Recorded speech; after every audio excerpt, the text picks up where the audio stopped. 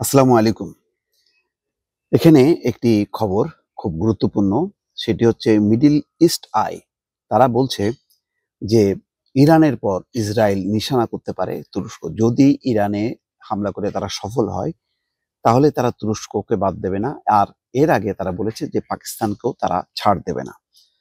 তো সেই কারণেই এখন জল্পনা কল্পনা যে তুরস্ক কি নিশানা হলো।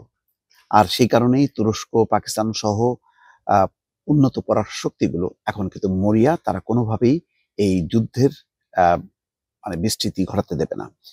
ইরানে গত শুক্রবার হামলা চালানোর ঠিক একদিন আগে ইসরায়েলের প্রধানমন্ত্রী বেনিয়ামিন নেতানিয়াহু পার্লামেন্টে আর্জেন্টিনার প্রেসিডেন্ট হাভিয়ের মিলেইকে উষ্ণ সম্বর্ধনা জানিয়েছিলেন। সেদিন পার্লামেন্টে নেতানিয়াহু বলেছিলেন, আর্জেন্টিনা একসময় হাজারো ইহুদিদের জন্য এক নিরাপদ আশ্রয়স্থলে পরিণত হয়েছিল। যখন অর্থনৈতিক সংকট এবং বিদ্বেষমূলক নিপীড়নের থেকে বাঁচতে তারা শুধু পূর্ব ইউরোপ নয়, অটোমান সাম্রাজ্য থেকেও পালিয়ে আশ্রয় খুঁজছিলেন। একটি সাম্রাজ্য আর শিগগিরই পুনর্গঠিত হবে বলে মনে হয় না, যদিও কিছু মানুষ আমার সঙ্গে দ্বিমত পোষণ করেন। এই মন্তব্যগুলো স্পষ্টভাবে তুরস্ক এবং দেশটির দীর্ঘ সময়ের প্রেসিডেন্ট রিসেপ তাইপ এরদোয়ানকে লক্ষ্য করা এবং বিষয়টি আঙ্কারার কর্মকর্তাদের দৃষ্টি এড়ায়নি।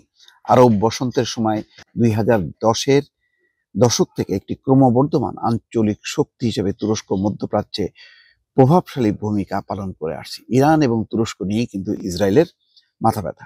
নতুন আঞ্চলিক শক্তি হিসাবে পশ্চিমা দেশগুলোর কাছেও আঙ্কারার গুরুত্ব ক্রমে বেড়েছে। এই গুরুত্ব এতটাই বেড়েছে যে ইরানে ইসরায়েলের হামলার আগের দিন যুক্তরাষ্ট্রের যে কয়েকটি মিত্র সম্ভাব্য হামলার বিষয়ে আগাম তথ্য দেওয়া হয়েছিল, সেসবের একটি তুরস্ক।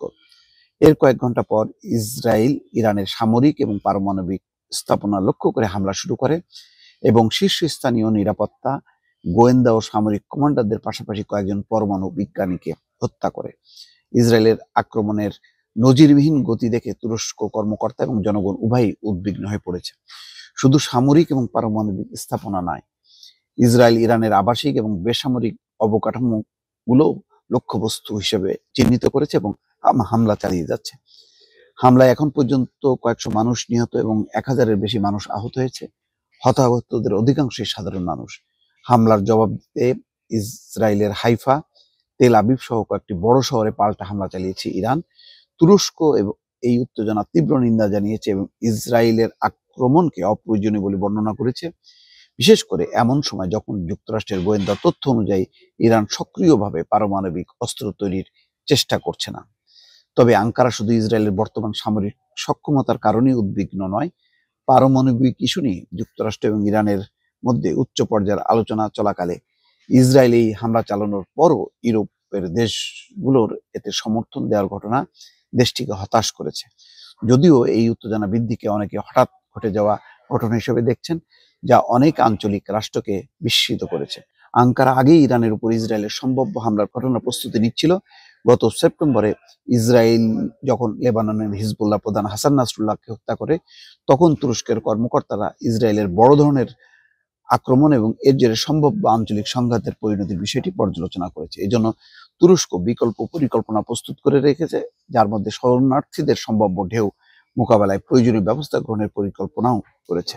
মোট কথা এখন যেটি ইসরায়েলের চেষ্টা এক এক করে তার যে শত্রুপক্ষ যেইগুলিকে মনে করে বিপজ্জনক এবং শক্তিশালী, যেমন ইরানকে তারা যদি টার্গেট করে সফল হতে পারে, তারপরে তারা তুরস্ক, তারপর ছোটখাটো পাকিস্তান বা অন্যান্য দেশগুলো, আর আরবের অন্য দেশগুলো তার পক্ষে চলে আসবে। ফলে এইরকম একটি পরিকল্পনা কারণেই চীন এবং রাশিয়া সাম্প্রতিক সময় সোচ্চার হয়েছে এবং তারা কোনোভাবেই আর সংঘাত বিস্তৃত হতে দিতে চায় না।